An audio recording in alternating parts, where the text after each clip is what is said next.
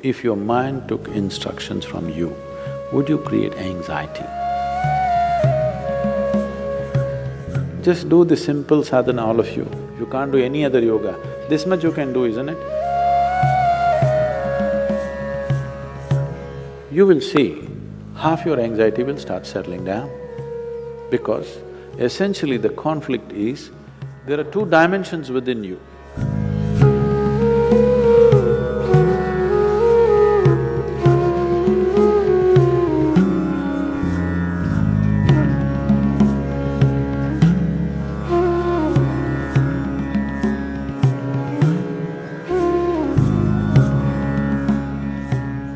If your mind took instructions from you, would you create anxiety? No. So don't look for answers elsewhere. It is just that your own physiology and your psychological patterns not taking instructions from you.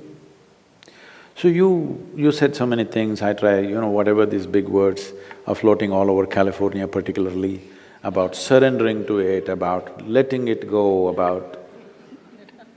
Not for one person has such a thing worked, ever. Has it, I'm asking you? You have anxiety, try to let it go. Does it go? Even a damn flu doesn't go. Yes or no? Even a simple cold does not go, you say go, does it go? So, let's not get into this fanciful states of surrendering, these are all words thrown around. Nobody knows what is surrender. Because when it happens, you will not know it has happened. You can't do it, I surrendered. How's that possible? So, leaving those things, essentially, as I said, you have not read the user's manual of how this works. We need to pay attention to this. The system is made in such a way, if you hold your hand like this, it'll work one way. If you do like this, it'll work another way. If you do like that, it'll work another way. It's a phenomenal process. If it was a simple thing, we could have just beaten it into shape with hammer and anvil, okay? It's too sophisticated. It's a phenomenally complex machine. One needs to pay a certain level of attention to be able to use it for what it is designed for. Otherwise, it'll get itself messed up. Now, there may be many factors, there may be genetic factors, there may be sociological factors, there may be growing up issues, various things. But do not ascribe your problems to any of those things. The important thing is just this, you are not able to have your mind the way you want it. That's the only problem you have, isn't it? The moment you ascribe it, I'm like this because my father was like that, I'm like this because my grandfather's genetics were not okay, you're finished. Because we can't change those guys now. Yes? You can't choose a different father or a different grandfather now, it's over. But you can transform this. You must understand, still it doesn't matter you have anxiety disorder. Still, if you put a piece of carrot, there is an intelligence here which can transform a carrot into a human being. That means every day a new body is being manufactured within you, isn't it? In parts, a new human being is manufactured every day. When the very source of creation is functioning within you and a new human being is constantly being created, if you take little charge of that, you can create an entire new physiological and psychological process. This happened to us some time ago. Last year, we were trekking in Tibet. I was in a tent, I was doing some work and another person was cutting an apple.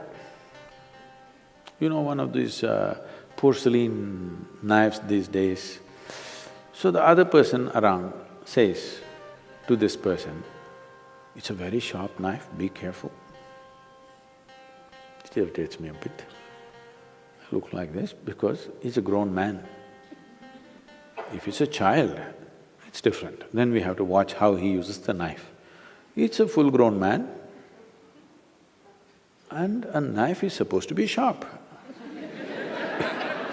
If it's not sharp, why do you call it a knife? So I ignored it and continued to work. In another 2 minutes, she says again, "It's a very sharp knife, be careful." I said, "Come on, he's a full-grown man, leave him alone, he knows how to use this knife. This stupid knife can't he handle? It's not some earth-moving machinery or spacecraft or something that he doesn't know how to handle. It's a knife." She says, "No, Sadhguru, it's a very sharp knife."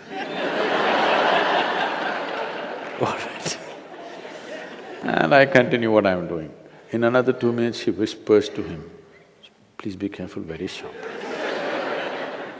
And in another 2 minutes, he cuts his finger. Then I give up, okay. This is all that's happening. This is all that's happening with life. You have an intellect for which you don't have a stable enough platform. Or in other words, you have a sharp knife, a very sharp knife a very sharp knife in your hand, but your hand is not steady.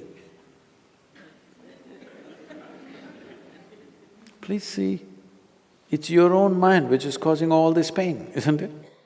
Yes or no?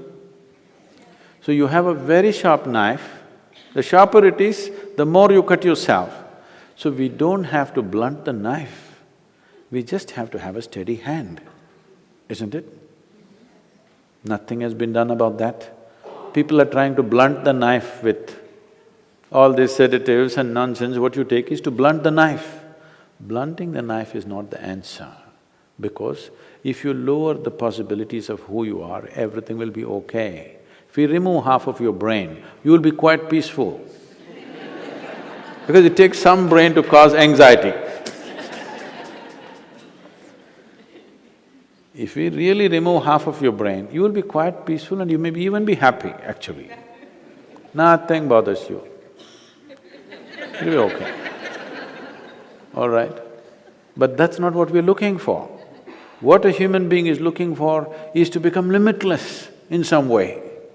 And if this has to happen, you have to create a steady platform.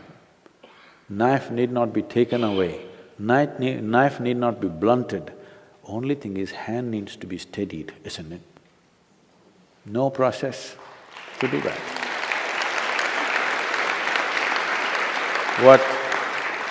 What inner engineering means, what yoga means is just this. When I say yoga, being in California, don't imagine all those impossible postures. Yoga does not mean postures, yoga means union, okay? The word yoga literally means union. This is the first form of union. Your right and left. This is called as Pingala and Ida in yoga, the masculine and the feminine within you. Just put it together, just do the simple sadhana, all of you. If you can't do any other yoga, this much you can do, isn't it? What you do is something that concerns your life. It could be the sun coming up. Sun is coming up. Without sun coming up, you wouldn't exist on this planet, isn't it? The warmth of life is going on within you only because the sun comes up. Without the tree exhaling oxygen and you exhaling carbon dioxide for it and this exchange happening, you wouldn't be alive, isn't it?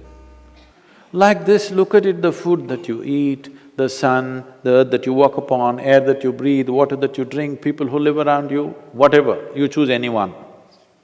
Just do this, put your right and left together perfectly, not like this, perfectly, okay? Just look at something that really matters to you. Maybe the sun, maybe the sky, maybe the cloud, maybe a tree, maybe a person, maybe a child, an animal, it doesn't matter what. Just look at it, putting your hands together for 10–12 minutes at a stretch. You will see half your anxiety will start settling down.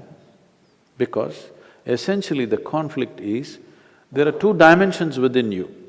I don't want to go into an elaborate description of this, because the yogic physiology goes elaborately into this.